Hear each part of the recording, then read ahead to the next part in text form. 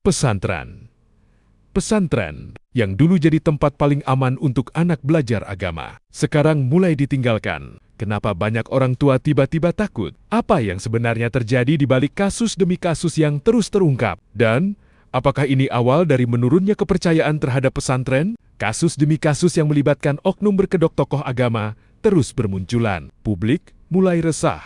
Dan yang paling terasa orang tua mulai ragu. Bukan satu, bukan dua, tapi berulang. Dan setiap kali kasus itu muncul, kepercayaan publik seakan ikut runtuh, sedikit demi sedikit. Pertanyaannya sekarang bukan lagi siapa yang salah, tapi siapa yang bisa dipercaya. Fenomena ini dayam-dayam mulai berdampak besar. Minat orang tua untuk memasukkan anak ke pesantren mulai menurun. Banyak yang kini berpikir dua kali. Bahkan ada yang memilih mundur jika kondisi ini terus terjadi. Bukan tidak mungkin, pesantren-pesantren akan menghadapi satu kenyataan pahit, sepi.